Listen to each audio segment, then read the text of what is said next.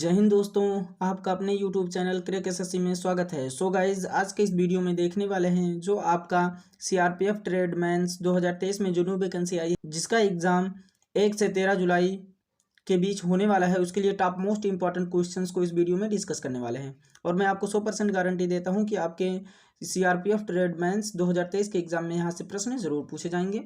तो वीडियो को लास्ट तक जरूर देखिएगा। आप सभी से रिक्वेस्ट करता हूँ कि अभी तक आपने मेरे चैनल को सब्सक्राइब नहीं किया है तो क्रैक एसएससी के चैनल को सब्सक्राइब जरूर कर लीजिए। तो चलिए वीडियो को हम स्टार्ट करते हैं। हमारा पहला क्वेश्चन कह रहा है कि कौन सा मूत्र प्रणाली का हिस्सा नहीं है। तो इसमें से जो दिया हुआ है A, B, C और D ऑप्शन दिए हैं, तो इसमें से कौन सा मूत्र प्रणाली का हिस्सा को नहीं है। तो हमारा ऑप्शन डी राइट आंसर हो जाएगा। ब्रंकाई ब्रंकाई जो है ये मूत्र प्रणाली का हिस्सा नहीं है। और इसके इंपॉर्टेंट पॉइंट्स को भी इस वीडियो में डिस्कस करेंगे, तो आप लोग वीडियो में अंत तक जरूर बने रहिएगा। आप लोगों को बहुत बेनिफिट होने वाले हैं इस वीडियो से। तो इंपॉर्टेंट पॉइंट से समझ लेते हैं कि ब्रंकाई जो होती है ये दो बड़ी नलिकाएं होती हैं जो आपके श्वास नली से आपके फेफड़ों तक हवा ले जाती हैं। ब्रंकाई का काम क्या होता है कि श्वास नली से फेफड़ों तक क्या करती है, हवा ले जाती है। तो इन सभी इंपॉर्टेंट पॉइंट्स को भी आप लोग जरूर ध्यान रखिएगा। अगला क्वेश्चन कह रहा है कि भारत का लौह पुरुष किसे को कहा जाता है। भारत का लौह पुरुष किसको कहा जाता है। तो ये हमारा ऑप्शन बी राइट आंसर हो जाएगा। सरदार वल्लभ भाई पटेल को क्या कहा जाता है, भारत का लौह पुरुष। बाल गंगाधर तिलक को क्या कहा जाता है, तो लोकमान्य तिलक क्या कहा जाता है, लोकमान्य तिलक बाल गंगाधर तिलक को कहा जाता है। जवाहरलाल नेहरू को क्या कहा जाता है, तो चाचा जी के नाम से कहा जाता है। इनका उपनाम जवाहरलाल नेहरू का चाचा जी है। और मोहनदास करमचंद गांधी को किस नाम से जाना जाता है, तो बापू और राष्ट्रपिता दोनों नाम से मोहनदास करमचंद गांधी को जाना जाता है। तो इन सभी इंपॉर्टेंट पॉइंट्स को भी आप लोग जरूर ध्यान रखिएगा। निम्नलिखित में से कौन सा चुनाव आयोग का महत्वपूर्ण कर्तव्य नहीं है। तो चुनाव आयोग का महत्वपूर्ण कर्तव्य नहीं है, तो यह ऑप्शन बी राइट आंसर हो जाएगा। स्थानीय चुनाव ना करना। क्या है, स्थानीय चुनाव ना करना, यह हमारा करेक्ट आंसर हो जाएगा। अगला क्वेश्चन कह रहा है कि डैश पौधों में जल परिवहन का कार्य करता है। तो कौन है जो पौधों में जल परिवहन का कार्य करता है, तो हमारा आंसर हो जाएगा ऑप्शन बी जाइलम। जाइलम हमारा करेक्ट आंसर हो जाएगा। और जाइलम जो होता है ये पौधों में पाए जाने वाले दो संवहन ऊतकों में से एक है। जाइलम एक ऐसी जटिल अस्थायी ऊतक है जो संवहन में प्रमुख भूमिका अदा करता है। तो इन सभी इंपॉर्टेंट पॉइंट्स को भी ध्यान में रखिएगा। अगला क्वेश्चन कह रहा है निम्न में से कौन सा डिजिटल लेन देन नहीं है। तो डिजिटल लेन देन नहीं है, ये आप अगर ऑप्शन को अच्छे तरीके से पढ़ेंगे तो वैसे ही पता चल जाएगा। जैसे क्रेडिट कार्ड लेन देन ये डिजिटल लेन देन है, ATM लेन देन ये भी है, पेटीएम लेन देन ये भी है, नकद लेन देन ये क्या है, डिजिटल लेन देन नहीं है। तो हमारा करेक्ट आंसर हो जाएगा ऑप्शन डी नकद लेन देन। स्वर्ण का आणविक सूत्र क्या है, तो क्या हो जाएगा हमारा ऑप्शन राइट, तो हमारा ऑप्शन सी राइट आंसर हो जाएगा। AU स्वर्ण का आणविक सूत्र है। अगला क्वेश्चन कह रहा है निम्न में से कौन सी मिश्रित धातु नहीं है। निम्न में से मिश्रित धातु कौन सी नहीं है, ऑप्शन बी राइट आंसर हो जाएगा। टांका ये क्या है, मिश्रित धातु नहीं है। दुनिया का सबसे ऊंचा युद्ध क्षेत्र कौन सा है, तो दुनिया का सबसे ऊंचा युद्ध क्षेत्र कौन सा है, ऑप्शन डी हमारा राइट आंसर हो जाएगा। सियाचिन ग्लेशियर। वीडियो में अंत तक जरूर बने रहिएगा, आपको बहुत बेनिफिट होने वाले हैं इस वीडियो से। अगला क्वेश्चन कह रहा है कि डैश मनुष्यों में ऑक्सीजन परिवहन के लिए उत्तरदायी है। ऑक्सीजन परिवहन के लिए कौन उत्तरदायी होता है, तो ऑप्शन बी राइट आंसर हो जाएगा। हीमोग्लोबिन। हीमोग्लोबिन जो होता है ये ऑक्सीजन परिवहन के लिए उत्तरदायी होता है। इसके इंपॉर्टेंट पॉइंट से भी समझ लेते हैं कि हीमोग्लोबिन लाल रक्त कोशिकाओं को बनाने वाला एक मेटल प्रोटीन है जो फेफड़ों और गलफड़ों से शरीर के भीतर ऑक्सीजन युक्त रक्त ले जाने का काम करता है। साथ ही शरीर के सभी प्रक्रियाओं को सुचारू रूप से करने में महत्वपूर्ण भूमिका निभाता है। तो इन सभी इंपॉर्टेंट पॉइंट्स को आप लोग जरूर ध्यान रखिएगा। अगला क्वेश्चन कह रहा है कि डैश उष्मा का सबसे अच्छा चालक है। तो उष्मा का सबसे अच्छा चालक कौन सा हो जाएगा, ऑप्शन डी राइट आंसर हो जाएगा। चांदी। ये क्वेश्चन कई बार एग्जाम में पूछे गए हैं, है ना। और ये सारे क्वेश्चन जितने भी हैं ये एग्जाम में कई बार रिपीटेड हैं, इसलिए आप लोग वीडियो को अंत तक जरूर बने रहिएगा। और जो आपको एग्जाम के लिए हैं उसी क्वेश्चन को लिया गया है, इस वीडियो में डिस्कस किया गया है, जो आपके एग्जाम के लिए बहुत इंपॉर्टेंट है ना।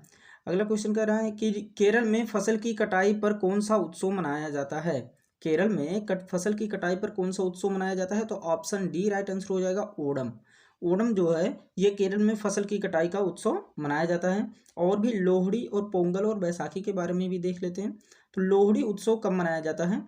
तो लोहड़ी का त्यौहार जो है ये मुख्य रूप से पंजाब राज्य में मनाया जाता है ना। आप लोग इसको जरूर ध्यान रखिएगा, मतलब इंपॉर्टेंट पॉइंट्स को जरूर ध्यान रखिएगा, क्योंकि वीडियो के अंत में मैंने टेस्ट रखा है जो इसी से रिलेटेड है ना। तो कह रहा है कि लोहड़ी के बारे में, लोहड़ी का त्यौहार मुख्य रूप से पंजाब राज्य में मनाया जाता है। यह मकर संक्रांति के एक दिन पहले मनाया जाता है। लोहड़ी कब मनाई जाती है? मकर संक्रांति के एक दिन पहले मनाई जाती है। पोंगल के बारे में देखते हैं तो पोंगल तमिल हिंदुओं का एक प्रमुख त्यौहार है और यह प्रतिवर्ष 14-15 जनवरी को मनाया जाता है। तो पोंगल फसल के मौसम का उत्सव है ना। फसल के मौसम का उत्सव है पोंगल। तो इसको भी आप लोग जरूर ध्यान रखिएगा। अगला कह रहा है ड्यूस शब्द डैश के साथ जुड़ा हुआ है। कह रहा है ड्यूस शब्द जो है ये किस खेल के साथ जुड़ा हुआ है? तो हमारा ऑप्शन ए राइट आंसर हो जाएगा, लाल टेनिस के साथ ड्यूस शब्द जुड़ा हुआ है। अगर वीडियो पसंद आ रही है तो एक लाइक जरूर कीजिए और चैनल को सब्सक्राइब जरूर कर लीजिए ऐसे ही एग्जाम ओरिएंटेड वीडियो पाने के लिए, है ना। डैश नदी एकमात्र प्राकृतिक जल स्रोत है जो रेगिस्तान में एक झील के अंदर बहती है। तो ये कौन सी नदी हो जाएगी? ऑप्शन ए राइट आंसर हो जाएगा, लूनी नदी। ये भी क्वेश्चन कई बार एग्जाम में पूछा गया है, 10 से 20 बार कोई एग्जाम में तो पूछा ही गया है। अगला क्वेश्चन कह रहा है कि उत्तरी भारतीय मैदानों में दलदली पट्टी को के नाम से जाना जाता है ना। किस नाम से जाना जाता है दलदली पट्टी को? तो ये हमारा ऑप्शन बी राइट आंसर हो जाएगा, तराई। तराई के नाम से जाना जाता है दलदली पट्टी को। अगला क्वेश्चन कह रहा है पीएमजीवाई का पूर्ण रूप क्या है? तो पीएमजीवाई का पूर्ण रूप क्या हो जाएगा? तो हमारा ऑप्शन बी राइट आंसर हो जाएगा, प्रधानमंत्री ग्रामोदय योजना। ये हमारा करेक्ट आंसर हो जाएगा। अगला क्वेश्चन कह रहा है कि कौन सा देश दुनिया का सबसे बड़ा लोकतंत्र है? तो ये आप लोगों को तो पता ही होगा कि कौन सा देश जो दुनिया का सबसे बड़ा लोकतंत्र है। तो ऑप्शन सी हमारा राइट आंसर हो जाएगा, भारत जो है ये दुनिया का सबसे बड़ा लोकतंत्र देश है। तो ये भी क्वेश्चन कई बार एग्जाम में पूछे गए हैं। निम्न में से कौन सी शास्त्रीय नृत्य की एक शैली नहीं है? तो शास्त्रीय नृत्य की एक शैली नहीं है, ऑप्शन हम देख लेते हैं। तो ये हमारा कालबेलिया, ऑप्शन सी राइट आंसर हो जाएगा। कालबेलिया जो है ये शास्त्रीय नृत्य की एक शैली नहीं है, ये एक लोक नृत्य है। तो कालबेलिया नृत्य, इसके इंपॉर्टेंट पॉइंट से भी समझ लेते हैं कि कालबेलिया नृत्य जो है ये राजस्थान का प्रसिद्ध लोक नृत्य है जो सपेरा जाति द्वारा किया जाता है ना। तो यह नृत्य किसके जाति द्वारा किया जाता है? सपेरा जाति के द्वारा किया जाता है। इसके इंपॉर्टेंट पॉइंट्स को जरूर ध्यान रखिएगा क्योंकि क्वेश्चंस अक्सर इंपॉर्टेंट पॉइंट से ही पूछे जाएंगे। और ये जो क्वेश्चन है ये सारे क्वेश्चन प्रीवियस ईयर चले गए हैं और जो इंपॉर्टेंट पॉइंट से हैं वो भी क्वेश्चन पूछे जा सकते हैं, है ना। तो इसलिए इंपॉर्टेंट पॉइंट्स को भी ध्यान रखिएगा और फिर इस क्वेश्चन को भी आप लोग जरूर ध्यान रखिएगा। अगर वीडियो एक बार में नहीं समझ में आ रही है तो आप लोग दोबारा भी देखिएगा क्योंकि आपके लिए बहुत इंपॉर्टेंट इस वीडियो को मैंने बनाया है। अगला क्वेश्चन कह रहा है मस्तिष्क डैश तंत्र का एक हिस्सा है। तो मस्तिष्क किस तंत्र का हिस्सा है? तो ऑप्शन ए राइट आंसर हो जाएगा, तंत्रिका तंत्र। तंत्रिका तंत्र का क्या है? मस्तिष्क एक हिस्सा है। इसके इंपॉर्टेंट पॉइंट से समझ लेते हैं कि तंत्रिका तंत्र आंतरिक अंगों सहित मस्तिष्क और शरीर के बाकी हिस्सों के बीच संकेतों को क्या करता है? प्रसारित करता है। ये हमारा करेक्ट आंसर हो जाएगा। इसके इंपॉर्टेंट पॉइंट से हैं। अगला क्वेश्चन कह रहा है युद्ध के दौरान वीरता के विशिष्ट कार्य प्रदर्शित करने के लिए दिया जाने वाला सर्वोच्च सैन्य सम्मान कौन सा है? तो कौन सा है? ये हमारा ऑप्शन बी राइट आंसर हो जाएगा, परमवीर चक्र हमारा करेक्ट आंसर हो जाएगा। अगला क्वेश्चन कह रहा है कि निम्नलिखित में से कौन सी भारत में हिमालय की सबसे ऊंची पर्वत चोटी है? तो कौन सी भारत की सबसे हिमालय की सबसे ऊंची पर्वत चोटी है? तो ऑप्शन ए राइट आंसर हो जाएगा, कंचनजंगा हमारा करेक्ट आंसर हो जाएगा। अगला क्वेश्चन कह रहा है कि हिमालय की ऊंची ऊंची पर्वतमालाओं में घास के विशाल मैदान क्या कहलाते हैं? तो घास के विशाल मैदान क्या कहलाते हैं? बगयाल। क्या कहलाएंगे? बगयाल हमारा करेक्ट आंसर हो जाएगा। अगला कह रहा है कि स्वतंत्रता के बाद भारत के पहले उप प्रधानमंत्री कौन हुए? स्वतंत्रता के बाद भारत के पहले उप प्रधानमंत्री कौन हुए? तो ऑप्शन ए राइट आंसर हो जाएगा, सरदार वल्लभ भाई पटेल हुए थे। अगला क्वेश्चन कह रहा है कि 1793 में जमींदारी प्रणाली किसके द्वारा शुरू की गई थी? तो 1793 में जमींदारी प्रणाली किसके द्वारा शुरू की गई थी? तो ऑप्शन बी राइट आंसर हो जाएगा, कॉर्नवालिस हमारा करेक्ट आंसर हो जाएगा। अगला क्वेश्चन कह रहा है कि गरबा एक लोक नृत्य है जिसकी उत्पत्ति डैश में हुई थी। तो कह रहा है गरबा एक लोक नृत्य तो है लेकिन ये किस राज्य में इसकी उत्पत्ति हुई थी? तो ये इसका राइट आंसर हो जाएगा ऑप्शन डी, गुजरात राज्य में गरबा की उत्पत्ति हुई थी। अगला क्वेश्चन कह रहा है कि डैश को कोशिका का पावर हाउस कहा जाता है। ये क्वेश्चन चाहे रेलवे हुआ चाहे एसएससी हुआ, हर एक एग्जाम में पूछा जाता है ये क्वेश्चन, वो कई बार रिपीटेड है। तो डैश को कोशिका का पावर हाउस कहा जाता है, तो ये हमारा ऑप्शन सी राइट आंसर हो जाएगा। माइटोकॉन्ड्रिया को पावर हाउस कहा जाता है। और इसके इंपॉर्टेंट पॉइंट्स को भी देख लेते हैं कि माइटोकॉन्ड्रिया किसी भी कोशिका के अंदर पाया जाता है जिसका मुख्य काम कोशिका के हर हिस्से में ऊर्जा पहुंचाना होता है ना। माइटोकॉन्ड्रिया का यही काम होता है।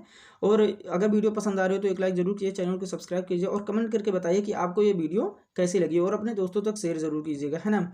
अगला क्वेश्चन कह रहा है बीक मिंग शीर्षक पुस्तक के लेखक कौन है। तो बीक मिंग शीर्षक पुस्तक के लेखक कौन है, तो ऑप्शन ए राइट आंसर हो जाएगा मिशेल ओबामा। कौन हो जाएगा, मिशेल ओबामा हमारा करेक्ट आंसर हो जाएगा। अगला क्वेश्चन कह रहा है कि संविधान सभा की मसौदा समिति के अध्यक्ष कौन थे। तो मसौदा समिति के अध्यक्ष कौन थे, ऑप्शन बी राइट आंसर हो जाएगा, बी आर अम्बेडकर हमारा करेक्ट आंसर हो जाएगा। अगला क्वेश्चन कह रहा है निम्नलिखित में से कौन सा विकल्प सचोत्सव है ना। कह रहा है निम्नलिखित में से कौन सा विकल्प सचोत्सव है, तो ये हमारा ऑप्शन बी राइट आंसर हो जाएगा, ओणम। ओणम हमारा करेक्ट आंसर हो जाएगा। अगला क्वेश्चन कह रहा है निम्नलिखित में से कौन असम से संबंधित लोक नृत्य नहीं है। असम से संबंधित लोक नृत्य नहीं है, कौन सा हो जाएगा, तो ये हमारा ऑप्शन डी राइट आंसर हो जाएगा, मंदजास। मंदजास हमारा करेक्ट आंसर हो जाएगा। अगला क्वेश्चन कह रहा है कि निम्नलिखित में से कौन सी नदी प्रसिद्ध शिव समुद्रम जलप्रपात बनाती है। तो शिव समुद्रम जलप्रपात कौन सी नदी बनाती है, तो ये हमारा ऑप्शन बी राइट आंसर हो जाएगा, कावेरी नदी बनाती है। अगला क्वेश्चन देख लेते हैं क्या है। तो ये अगला क्वेश्चन जो है ये आप लोगों के होमवर्क टेस्ट के लिए दिया गया था, टेस्ट के लिए दिया गया है। आप लोग कमेंट करके ज़रूर इसका आंसर बताइएगा। और ये इसी वीडियो में से निकाल करके ये क्वेश्चन बनाया गया है ना। अगर आप लोग ये वीडियो अच्छे तरीके से देखेंगे तो इस क्वेश्चन का आंसर आप लोगों को ज़रूर पता होगा। तो क्या क्वेश्चन है कि लोहरी त्यौहार मुख्य रूप से किस राज्य में मनाया जाता है। तो लोहरी त्यौहार मुख्य रूप से किस राज्य में मनाया जाता है, ऑप्शन ए है केरल, गोवा, गुजरात और पंजाब, है ना। तो इन चारों में से कोई एक आंसर होगा, तो आप लोग कमेंट करके ज़रूर बताइएगा, है ना। मिलते हैं नेक्स्ट वीडियो में, तब तक के लिए take care and bye bye.